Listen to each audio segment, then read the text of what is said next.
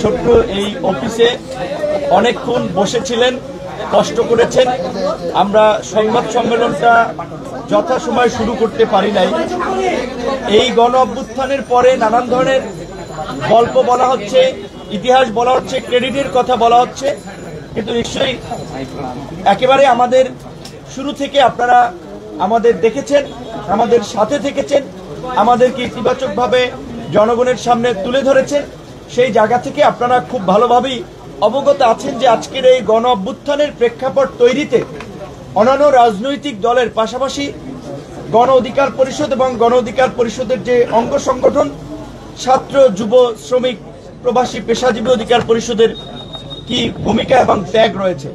আমাদের এখানকার বামে ডানে নেতৃবৃন্দ, এখানের এই অল্প জায়গায় যারা উপস্থিত আছে তারা সহ সারা বাংলাদেশের যারাই আছে ছাত্র, যুব, শ্রমিক অধিকার পরিষদের নেতৃবৃন্দ, তারা গত এই 7-8 বছর ধরে 2018 সালের কোটা সংস্কার আন্দোলন থেকে যখন আমরা রাষ্ট্র সংস্কারের জন্য তারুণ্যের নতুন ধারা রাজনৈতিক দল বিনির্মাণের চিন্তা ভাবনা নিয়ে কাজ করে যাচ্ছিলাম, এই জাতিকে ফ্যাসিবাদ থেকে মুক্ত করার প্রচেষ্টা করে যাচ্ছিলাম, তখন থেকেই তারা তাদের এই সংগ্রামের মাধ্যমে মানুষের পাশে থাকার চেষ্টা করেছে। মানুষের পাশে থাকতে গিয়ে তারা নির্যাতিত হয়েছে, নিষ্পেষিত হয়েছে, হামলার শিকার হয়েছে, মামলার শিকার হয়েছে, কিন্তু কখনো হাল ছাড়ে নাই।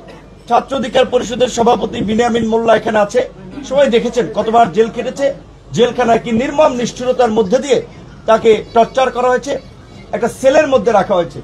আমাদের কোটা সংস্কার আন্দোলনের সময় ফারুক হাসান থেকে শুরু করে রাশেদ খান, মাহফুজ, অন্যান্য নেতৃবৃন্দ, জসিম পাবলিক লাইব্রেরির সামনে কিভাবে পিটিয়েছিল কুকুরের মতো দেখেছেন। নারী নেত্রী ফাতেমা এখানে বসে আছে, ফেলেনা আপা সহ যারা কিভাবে এই জালিমদের বিরুদ্ধে প্রতিবাদ করতে গিয়ে লাঞ্ছিত হয়েছিলেন, শ্লীলতা হানি হয়েছে, এগুলো আপনারা দেখেছেন। যুব অধিকার পরিষদের সভাপতি মঞ্জুর মোর্শেদ মামুন সহ শ্রমিক নেতা আব্দুর রহমান এই 28 অক্টোবরেরও এই আন্দোলনকে কেন্দ্র করে, এই জুলাই গণ অভ্যুত্থানকে কেন্দ্র করে গুলির মুখেও রাজপথে থেকে তারা জাতির মুক্তির জন্য কাজ করে গেছে। আমাদের সেই সমস্ত বিশ্বস্ত সহযোদ্ধা সহকর্মীদেরকে ধন্যবাদ জানাই। এই জুলাই গণ অভ্যুত্থানে যারা নিহত হয়েছে তাদেরকে শ্রদ্ধার সাথে স্মরণ করছি, আহতদের সুস্থতা কামনা করছি। আগামীকালকে থেকে রমজান শুরু হচ্ছে, দেশবাসীকে পবিত্র মাহে রমজানের শুভেচ্ছা জানাচ্ছি। আজকে একটি নির্দিষ্ট বিষয় আমাদের এই সংবাদ সম্মেলন, ইতিমধ্যে আমাদের নেতৃবৃন্দ সে বিষয়ে একটা ধারণা দিয়েছে। আমাদের একটা লিখিত বক্তব্য আমরা পাঠ করতে চাই। প্রিয় সাংবাদিকবৃন্দ, ছাত্র জনতার জুলাই গণ অভ্যুত্থানে 1.5 দশকের ফ্যাসিবাদের পতনের মাধ্যমে রাষ্ট্র ও আগামীর বাংলাদেশ বিনির্মাণে গণ অভ্যুত্থানের অংশীজনদেরকে নিয়ে একটি অন্তর্ভুক্তিমূলক জাতীয় সরকারের জন আকাঙ্ক্ষা তৈরি হলেও দেশি বিদেশি অদৃশ্য ষড়যন্ত্রের কারণে সেটি হয়নি।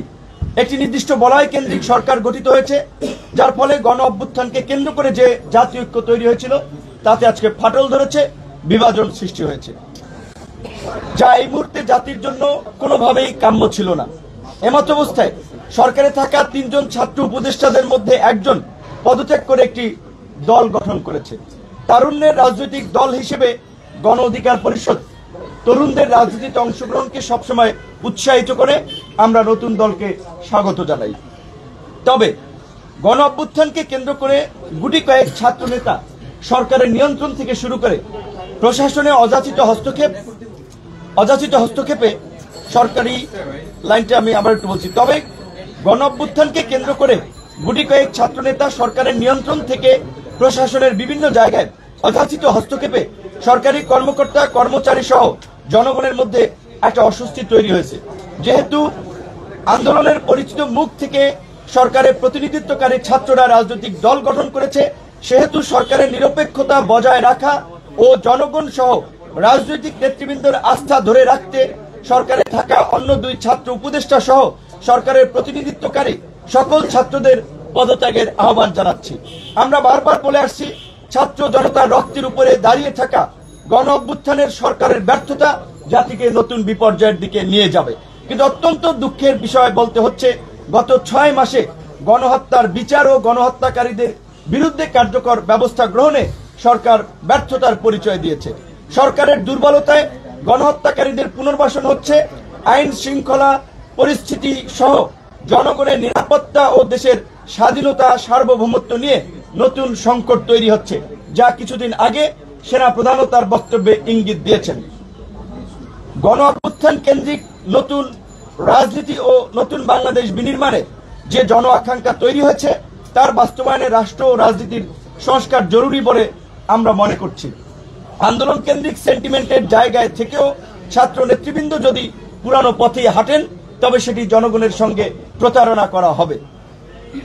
দুঃখজনক হলেও সত্য, গত 6 মাসে সেটি অবলোকন করা গেছে। আন্দোলন কেন্দ্রিক পরিচিত ছাত্র নেতৃবৃন্দের তদবির, নিয়োগ, টেন্ডার বাণিজ্য সহ নানাবিধ অনৈতিক কর্মকাণ্ডের অসংখ্য ঘটনা ইতিমধ্যেই সোশ্যাল মিডিয়া, গণমাধ্যম সহ বিভিন্ন গোয়েন্দা সংস্থার প্রতিবেদনে উঠে এসেছে।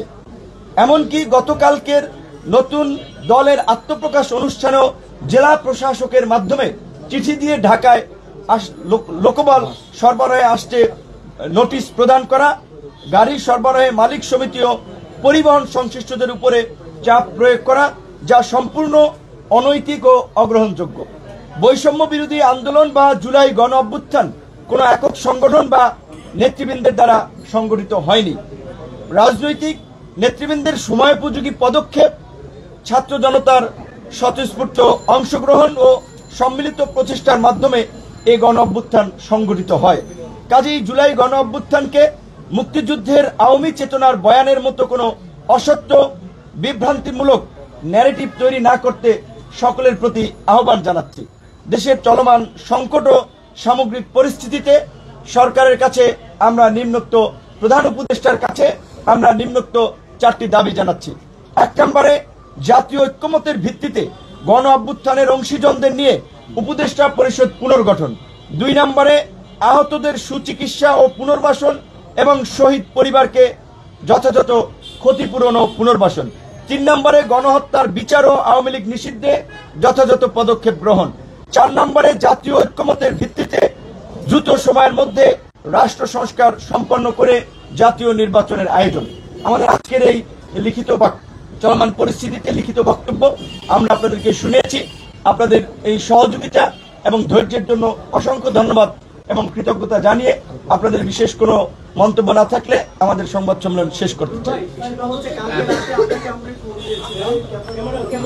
আপনি দীর্ঘদিন ছাত্র রাজনীতির সাথে ছিলেন, আপনার অনুসারীরা এই আন্দোলনে অংশ নিয়েছে, বড় একটা প্রেক্ষাপট তৈরি করেছে, তারা এখন সরকার উপদেষ্টা যারা আপনারই অনুসারী একসময় ছিল, এই মানুষগুলো এখন তাদের দল করেছে। আবার গতকালকে দেখলাম আপনার দল থেকেও আপনার একটা ভাইরাল পোস্টের একজন মানুষ ওই দলে জয়েন করেছে। এই মুহূর্তে আপনি বলছেন যে আপনি রাজনৈতিক দলগুলোর মধ্যে থাকবেন। আমরা গতকালকে জাতীয় নাগরিক কমিটির প্রোগ্রামে দেখলাম সমস্ত রাজনৈতিক দল বিএনপি সহ তারা সেখানে অংশ নিয়েছে। আপনি বা আপনারা যারা এই ধরনের রাজনীতি করছেন ছাত্র রাজনীতি, আপনারা কি কিছুটা এই পার্টির উদ্ভবের কারণে আপনারা কনফিউশন হয়ে গেলেন কিনা? ধন্যবাদ। আপনার প্রশ্ন আমরা বুঝতে পারছি। আর কারো প্রশ্ন?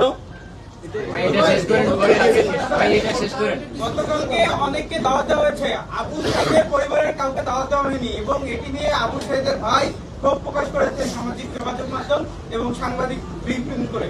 বিষয়টা আসলে আপনি কিভাবে দেখছেন? প্রথমত আমাদের এক সাংবাদিক ভাই যেটা বলেছে তার এই প্রশ্নটা বলে দ্বিতীয় প্রশ্ন আসছি যে গতকালকে যে নতুন দলের আত্মপ্রকাশ হয়েছে সেখানে আমাদের দাওয়াত দিয়েছিল আমাদের পূর্ব নির্ধারিত একটি প্রতিনিধি সভা, যেখানে আমাদের দল এবং অঙ্গ সংগঠনের কেন্দ্রীয় নেতৃবৃন্দের পাশাপাশি জেলা এবং উপজেলা পর্যায়ের নেতৃবৃন্দ আমন্ত্রিত ছিল। কাজেই সাংগঠনিক বিবেচনায় আমাদের সেটি গুরুত্বপূর্ণ ছিল। আমরা কিন্তু নতুন দলের বিষয়ে, তরুণদের রাজনীতিতে অংশগ্রহণের বিষয়ে সবসময় ইতিবাচকভাবে বলে আসছি। কিন্তু এই জুলাই গণঅভ্যুত্থানকে কেন্দ্র করে যারা রাজনীতি করতে চাচ্ছে তাদের অনেকে আমাদের সহযোদ্ধা সহকর্মী ছিল। আমাদের কিছু নৈতিক জায়গা থেকে, আদর্শিক জায়গা থেকে তাদেরকে আমরা সুপরামর্শ দিয়ে আসছি, আমরা ভবিষ্যতেও দিব।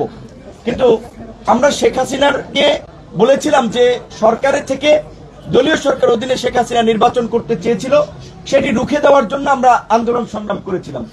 কারণ সরকারের থেকে সে নির্বাচন করলে তো নির্বাচনকে প্রভাবিত করবে। এখন এই সরকারের উপদেষ্টা থেকে যদি তারা দল গঠন করে তাহলে তো এইটা সরকারি দল হবে। তাহলে আওয়ামী লীগের মধ্যে এই সরকারি দলের মধ্যে পার্থক্যটা কোথায়? গণ অভ্যুত্থানকে যেভাবে গুটি কয়েক ব্যক্তি কেন্দ্রিক গ্লোরিফাই করা হচ্ছে কিংবা কাউকে বিশেষ ভাবে ক্রেডিট দেওয়া হচ্ছে, সেটা তো বাস্তবতা না।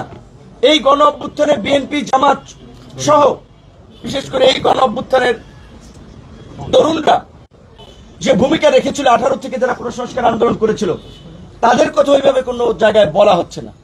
এখন সরকারে আছে, সরকার উপদেষ্টা হয়ে তারা সরকার, ব্যবসা বাণিজ্য সবকিছু নিয়ন্ত্রণ করছে, গণমাধ্যমকে নির্দেশনা দিচ্ছে, এইভাবে খবর দেখাবেন, এইভাবে প্রচার করবেন, তারা প্রচার করছে। আওয়ামী মাফিয়া দুর্বৃত্তদের সাথে রাতের অন্ধকারে মিটিং করা হচ্ছে, তাদেরকে পুনর্বাসনের জন্য আশ্বস্ত করা হচ্ছে, আমলাতন্ত্র থেকে শুরু করে রাজনীতি সব জায়গায়। এগুলো তো আমরা মেনে নিতে পারি না। শুধুমাত্র বিএনপি একটা বড় রাজনৈতিক দল, বিএনপির অনেক ঘটনা, দু একটি ঘটনা বাইরে আসায় আমরা শুধু বিএনপিকে সমালোচনা করছি। এই ছাত্র নেতৃবৃন্দ যা করছে, আপনারা গোয়েন্দা সংস্থার প্রতিবেদন থেকে সেটি যদি জানতে পারবেন, সেটি আপনাদের গা শিউরে উঠবে। অবশ্যই আমরা চাই তারা ভালো রাজনীতি করুক, পরিশুদ্ধ রাজনীতি করুক, কিন্তু সরকারের থেকে তো সেটি সম্ভব না।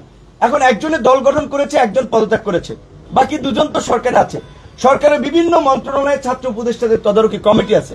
সরকারের সাথে কাজ করায় স্বাভাবিকভাবে 3 উপদেষ্টার একটা ভালো নেক্সাস তৈরি হয়েছে। এখন তারা যদি একজন পদত্যাগ করে, দুজন তো আছে, এবং এই আন্দোলন কেন্দ্রিক বিশেষ করে এইখানে যারা উপদেষ্টা গঠন হয়েছে, তাদের আমরা যে গত 6 মাসের ভূমিকা দেখেছি, এটা নতজানু একটা ভূমিকা। তারা ছাত্র নেতৃবৃন্দের কাছে জিম্মি ছিলেন অনেক ক্ষেত্রেই, কাজেই তারাও সক্রিয়ভাবে মেরুদণ্ড উঁচু করে অনেক সিদ্ধান্ত নিতে পেরেছে, অনেক কাজ করতে পেরেছে বলে এটা আমি মনে করি না। এটি যদি করতে পারতো তাহলে দেশের এই আজকে পরিস্থিতি 6 মাস পরে এরকম হতো না, এবং 6 মাস পরে সেনা প্রধানের বলা লাগতো না পাবলিকলি এনাফ ইজ এনাফ। এবং আমরা মনে করি যে সেনা প্রধান যে স্পিরিটের জায়গা থেকে কথা বলেছেন সেটি যথার্থ। তিনি সংকটের আঁচ করতে পেরে কথা বলেছেন। আপনারা এগুলো বন্ধ করেন, দ্রুত সময়ের মধ্যে নির্বাচনের দিকে হাঁটতে হবে, এছাড়া এখন আর গতি নাই। দেশি বিদেশি নানান ধরনের ষড়যন্ত্র হচ্ছে, বিভিন্ন এই ধরনের একটা খোলা অবস্থায় বিভিন্ন গোষ্ঠীকে ব্যবহার করা হচ্ছে। তো সেই জায়গা থেকে ছাত্র নেতৃবৃন্দ সহ অন্যান্য রাজনৈতিক দল, আমরা 42টি রাজনৈতিক দল হাসিনার বিরুদ্ধে আমরা আন্দোলন করেছিলাম একসাথে। এখন অনেকে গিয়েছে, তারা সরকারে আছে, শুভেচ্ছা জানাতে আমরাও জানাই, এটাতে দোষের কিছু না। তবে আমরা মনে করি যে তাদের সরকার থেকে বেরিয়ে একটা সংগ্রামের মধ্যে দিয়ে গণ অধিকার পরিষদের তরুণরা যেভাবে 7-8 বছর উঠে এসেছে, সেইভাবে তৈরি হওয়া দরকার। এখন তারা যদি, আমরা যেটা আওয়ামী লীগের আমলে বলেছিলাম না, আমাদেরকে কোটি কোটি টাকার অফার দেওয়া হয়েছে, সিটের অফার দেওয়া হয়েছিল, আমরা যাইনি সেখানে। যখন ওই জেনারেল ইব্রাহিম সাহেব কিংবা আপনার ওই শাহজাহানের মতো লোকেরা গিয়েছে, তখন আমরা বলেছিলাম যে শেখ হাসিনার সরকার রাজনীতিতে কোরবানির গরু, কোরবানির পশুর মতো কেনা বেচা করছে। এখনো তো তাই দেখছি। অনেক মানুষকে, যে আমাদের দুজন নেতা বা 2-1জনের কথা বললেন, আরে তরুণ ছেলেকে যদি অফার দেওয়া হয়, তুমি ডিসি অফিসে সব তোমার অ্যাক্সেসে চলবে, তুমি কাজকর্ম করবা, তোমাকে এমপি বানানো হবে, 2-4 কোটি টাকা দিয়ে হবে, তুমি আমাদের সাথে আসো। সরকারের পক্ষ থেকে যদি এই অফার দেওয়া হয়, তাহলে তো তারা যাবে। যারা গিয়েছে তারা আবার ফিরে আসবে, অতীতেও যারা গিয়েছে তারা অনেক এসেছে। গণ অধিকার পরিষদ হাওয়ার উপরে কোনো তৈরি হওয়া দল না, রাজপথের ধারাবাহিক আন্দোলন সংগ্রামের মধ্যে দিয়ে জন আকাঙ্ক্ষার ভিত্তিতে তৈরি হওয়া দল, যেই দলের ত্যাগ অনেক রয়েছে এবং একটা প্রতিকূল সময় তারা তৈরি হয়েছে। কাজে এই দল আছে, থাকবে, এবং ভবিষ্যতে এই দলই বাংলাদেশকে ইনশাল্লাহ নেতৃত্ব দেবে। এবং দ্বিতীয় প্রশ্ন, এক ভাই যেটা বলেছে সেটা একটু বলতে চাই, আবু সাঈদের পরিবার কথা। এই কথাটি আজকে কেন সাংবাদিকরা লিখবে কিংবা আবু সাঈদের ভাই দুঃখ প্রকাশ করবে? এই দেশের যত গণ আন্দোলন হয়েছে, সেই আন্দোলনের শহীদদেরকে নিয়ে ব্যবসা করা হয়েছে। আওয়ামী লীগ যেভাবে মুক্তিযুদ্ধের চেতনা নিয়ে ব্যবসা করেছে, এই গণ অভ্যুত্থানের ঠিকাদার দাবি করা কতিপয় ছাত্র নেতা এবং 2-4 জন ব্যক্তি সংগঠন, তারা তাদের এই চেতনা বা চেতনার ব্যবসা করেছে। তারা গণ অভ্যুত্থান আকাঙ্ক্ষার দল করবে, ভুক্তভোগী পরিবারকে নিয়ে দল করবে। বিএনপি অলরেডি তো একটা দল, এই দলে তো তাদের অনেক স্যাক্রিফাইস হয়েছে। জামাত অলরেডি একটা দল, সিপিবি একটা দল, গণসংহতি আন্দোলন একটা দল, গণ অধিকার পরিষদ একটা দল। সব দল তো এই আন্দোলনের আগেই এই গণ অভ্যুত্থান চেতনাকে ধারণ করে তারা রাজপথে নেমেছে। সবাই রাজনীতিতে সংস্কারের কথা বলছে, কাজে এই সমস্ত মুখরোচক কথা বলা হচ্ছে, বাস্তবতা ভিন্ন। যেই কারণে এই গণ অভ্যুত্থানের সবচেয়ে আইকনিক ফিগার, টার্নিং পয়েন্ট ছিল সত্যিকার অর্থেই এটি যদিও গর্বের, অহংকারের, আবার দুঃখের, যে আবু সাঈদের বীরত্বপূর্ণ আত্মত্যাগ। অথচ সেই আবু সাঈদের পরিবারকে তো আনুষ্ঠানিকভাবে দাওয়াত হয়নি। যদি তারা গণ অভ্যুত্থানের চেতনা ধারণ করত, তাহলে ওই মঞ্চে এই শহীদ পরিবারকেই তারা প্রাধান্য দিয়ে সামনে রাখতে পারতো। শুধু আবু সাইদের পরিবার না, এই পিজি হসপিটাল থেকে কয়েকদিন পর পর আহতরা যমুনার গেটের সামনে আসেন, প্রেস ক্লাবের সামনে আসেন, যে তাদের সুচিকিৎসার দাবিতে। আমরা গত 6 মাসে এই সম্পর্কে ওইভাবে একটি খুব বেশি কথা বলি নাই, যে আমাদের ছোট ভাই সহকর্মী তাদের সম্পর্কে আমাদের বলা ঠিক হবে না। তারা গণ অভ্যুত্থানের এই আহতদের তালিকা নিয়েও যে 9-6 স্বজনপ্রীতি করেছে। যারা তাদের রাজনীতি করবে তাদেরকে একটা ভালো ক্রাইটেরিয়ায় তাদেরকে বিদেশ পাঠানোর প্রাধান্য দেওয়া, যারা তাদের কথা শুনছে না, তাদের রাজনীতিতে যুক্ত হচ্ছে না, তাদেরকে প্রাধান্য দেওয়া হচ্ছে না। এই ঘটনাগুলো আপনারা খোঁজ নেন। এখন তাদের অনেকের ফেসবুক ফলোয়ার আছে, আন্দোলনের কারণে একটা হাইপে ফিগার হয়েছে। এখন তাই বলে আপনারা ভাবছেন যে তাদের বিরুদ্ধে নিউজ করা ডিফিকাল্ট, বলা ডিফিকাল্ট না। আপনাকে সত্য উন্মোচন করতে হবে। গণমাধ্যমের শক্তি অনেক, গণমাধ্যমকে আজকে স্বাধীনভাবে কাজ করতে হবে। কয়েকদিন আগে যদিও আমরা দেখেছি বিভিন্ন গণমাধ্যম হাউসের লিস্ট জড়িয়ে দেওয়া হয়েছে, অমুককে চাকরিচ্যুত করেন, অমুকে এই তমুকে এই, এইটা করার কে? যারা এই যে লিস্ট ধরিয়ে দিয়েছে। কাজী গণ অধিকার পরিষদের পক্ষ থেকে এটিও গণমাধ্যমকে এনশিওর করতে চাই, কোন রাজনৈতিক দলের প্রেসক্রিপশনে কোন গণমাধ্যম হাউস থেকে কোন কর্মীকে ছাঁটাই করা চলবে না। গণমাধ্যম কর্মীরা তাদের মর্যাদা সম্মান নিয়ে স্বাধীনভাবে কাজ করবে। গণমাধ্যমের মালিকরা যার যে হাউস ছিল সে সেভাবে চালাবে। যদি কেউ অপরাধ করে থাকে আইনগতভাবে তার বিরুদ্ধে পদক্ষেপ নেওয়া হবে। কিন্তু কাউকে টাকা দিয়ে পয়সা দিয়ে ম্যানেজ করে ব্যবসা করবে, চালাবে, প্রতিষ্ঠান চালাবে, এই ধরনের অনৈতিক পন্থায় যাবেন না, তারা রেহাই পাবেন না। ছাত্রদেরকে কিছু পয়সা দিয়ে যদি রেহাই পেতে চান, জনতা রুখে দেবে আপনাদেরকে।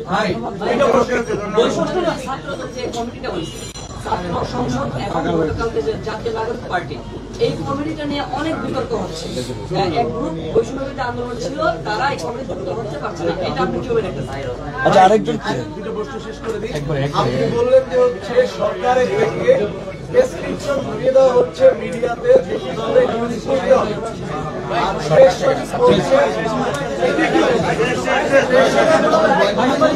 একটা প্রশ্ন, লাস্ট প্রশ্ন দিচ্ছি। আচ্ছা, জাস্ট লাস্ট প্রশ্ন, একটা ভালো প্রশ্ন করতেছে। বাংলাদেশের ইতিহাসের সর্বোচ্চ স্বাধীনতা প্রশ্ন হচ্ছে আপনার কথা এবং আমাদের সাবেক উপদেষ্টা নাহিদ ইসলাম তার ব্যাংক অ্যাকাউন্টে স্টেটমেন্ট দিয়েছেন, তবে এত বড় একটি প্রোগ্রাম করলেন, তার অর্থের জোগাড় করতে আচ্ছা শুনেন, এই আমি তার দুটো প্রশ্ন একসাথে উত্তর দিয়ে দিচ্ছি। বাংলাদেশের গত 50 বছরের যে রাজনৈতিক কালচার, বাংলাদেশের গত 50 বছরের যে রাজনৈতিক কালচার, এই দেশের রাজনীতিতে যেভাবে দুর্বৃত্তায়ন হয়েছে, তাতে মাফিয়া লুটেরাই রাজনীতিতে আধিপত্য বিস্তার করেছে। পেশি শক্তি এবং ক্ষমতা কেন্দ্রিক রাজনীতিতে টাকা পয়সা, কালো টাকার একটা আধিপত্য সবসময় ছিল। এখন আমি যদি আপনার আমার বাসায় টাকা রেখে, ব্যাংকে টাকা রেখে, আমার অন্য সহকর্মীদের টাকা রেখে, এই যে আমার বিকাশ স্টেটমেন্টটা দেখায় 2000 টাকা আছে, তো এইটাই কি আমার টাকা? এখন এইটা দ্বারা তো আমি বলছি শোনেন, এখন এইটা দ্বারা তো প্রকৃত চিত্র না। এখন বিষয়টা কার অবৈধ টাকা আছে, বৈধ টাকা আছে, সেই বিষয়টা নিয়ে আমরা কথা বলবো না। কিন্তু বাংলাদেশের প্রেক্ষাপটে রাজনীতি করতে এবং রাজনৈতিক দল পরিচালনা করতে হলে টাকার প্রয়োজন হয়। আমরা সেটা হারে হারে টের পাচ্ছি। আমাদের টাকা নাই বিধে এই মুরগির খোপের মতো একটা কার্যালয়ে আপনাদেরকে বসাইয়া, ঘামাইয়া, ভিজাইয়া এই যে সংবাদ সম্মেলন করতেছি, নিজেরা কষ্ট করতেছি। আমাদের সক্ষমতা নাই বিধে আমরা এত জাঁকজমকপূর্ণভাবে ওইভাবে প্রোগ্রাম করতে পারি না। রাজনীতি যদি কেউ বলে পাবলিক দেয়, অমুকে দেয়, এইটা অনেক ক্ষেত্রে ভুল কথা। যদি নিজের দলীয় নেতাকর্মীরা সাপোর্ট না করে, পাবলিক খুব বেশি সহযোগিতা করে, একটা মোমেন্টামে করে, তবে নতুন রাজনৈতিক দল সরকারের সহযোগিতা পাচ্ছে, তাদের জন্য এরকম প্রোগ্রাম করা কোনো বিষয় না, তাদের অর্থ সংস্থানও কোনো সংকট না। যদিও আমরা বিরোধী দলে থাকা অবস্থায়ও আমাদেরকে নিয়ে নানান ধরনের প্রোপাগান্ডা চালানো হয়েছে, এখনো চালাচ্ছে। আমরা সুনির্দিষ্টভাবে বলি, গোয়েন্দা সংস্থাকে চ্যালেঞ্জ করে বললাম, আপনারা গোয়েন্দা সংস্থাগুলোর কাছ থেকে প্রতিবেদন নেন, আমাদের কারো বিরুদ্ধে কয় টাকার কি অভিযোগ ছিল। আওয়ামী লীগের প্রোপাগান্ডা আমাদের চরিত্র উন্নয়নের চেষ্টা করা হয়েছে। আর এখনকার যারা পরিচিত নেতৃবৃন্দ ছিল তাদের কোথায় কি আপনারা খোঁজ নেন। আরেকটা কথায় ভাই যেটা বলেছেন যে প্রধান উপদেষ্টা এবং প্রেস সচিবের রেফারেন্স দিয়ে গণমাধ্যম সর্বকালের সেরা স্বাধীনতা ভোগ করছে, কথাটি কতটুকু সত্য সেইটা তো গণমাধ্যম কর্মীরাই জানেন। প্রধান উপদেষ্টা অবশ্যই একজন প্রগতিশীল চিন্তা ভাবনার মানুষ, আন্তর্জাতিকভাবে সম্মানিত এবং সমাদৃত একটি মানুষ। পশ্চিমা দেশে থেকে চলাফেরা করে, তার আমি মনে করি একটা উদার মানসিকতা আছে। এখন তিনি হয়তো ভাবছেন তার মতো সবাই উদার, কিন্তু তার আশপাশে যারা আছে সরকারে তারা কতটুকু উদার, কতটুকু প্রগতিশীল, কতটুকু তার মতো চিন্তা করছে সেটি তো তার গত 6 মাসে বোঝা উচিত। তার সরকারের প্রতি যেভাবে দলমত নির্বিশেষে 6 মাস আগে সমর্থন ছিল একচেটিয়া, সেই সমর্থন আজকে কেন রাজনৈতিক দলগুলো সন্দেহ সংশয়ের চোখে দেখছে? কেন তারা যেভাবে শুরুতে রাষ্ট্র সংস্কারের জন্য ব্ল্যাঙ্ক চেক দিয়েও এখন দ্রুত সময়ের মধ্যে নির্বাচন চাচ্ছে? কেন সরকারের নিরপেক্ষতা নিয়ে প্রশ্ন তুলছেন? তা আমি প্রধান উপদেষ্টার কাছে এটা বলবো, মাননীয় প্রধান উপদেষ্টা, আপনি অত্যন্ত একজন সম্মানিত বিজ্ঞ ব্যক্তি। আপনার দুর্দিনে এই ছাত্র নেতৃবৃন্দ অনেকে যখন আপনার দ্বারে কাছেও ছিল না, আপনি যখন চেনেন না, তখন এই গণ অধিকার পরিষদের এই ছেলেরা এই মেয়েরা মশাল মিছিল করেছে ডক্টর ইউনূসকে হয়রানির প্রতিবাদে, সেমিনার করেছে এই judicial harassment on doctor Yunus, তার পাশে ছিল। কোনো আমরা উচ্চাকাঙ্ক্ষার সুবিধা লাভের জন্য না, দেশ এবং জাতির প্রয়োজনে। তার প্রতি আমাদের অনুরোধ থাকবে আজকের এই সংবাদ সম্মেলনকে আমলে নিয়ে এই আদামরা উপদেষ্টা পরিষদ, এই দুর্বল উপদেষ্টা পরিষদ পুনর্গঠন করে আপনি একটি অবাধ, সুষ্ঠু, নিরপেক্ষ নির্বাচনের মধ্যে দিয়ে রাষ্ট্র সংস্কার করে জাতিকে একটি নতুন দিশার সন্ধান দিন। অন্যথায় এই দেশ একটি সংকটে পড়বে, আপনিও হয়তো অসম্মানের মধ্যে দিয়ে আপনার বিদায় নেওয়া লাগতে পারে। কারণ যেভাবে দেশের পরিস্থিতি তালগোল পাকাচ্ছে, আমরা খুব উদ্বিগ্ন এবং আমরা সংশয়ের মধ্যে আছি। সেই কারণেই আজকে আপনাদের সামনে এই কথাগুলো বলা। ধন্যবাদ। ভাই একটু কথা বলি, আপনারা জানতে চাইছিলেন যে বাংলাদেশ প্রতিদিন এবং কালবেলা থেকে আমার 2টা বক্তব্য ডিলিট করা হয়েছে 5 আগস্টের পরে, প্রমাণ আছে আমার কাছে। সেই বক্তব্যে আমি সার্জিস এবং আস্তাদকে নিয়ে বক্তব্য দিচ্ছিলাম।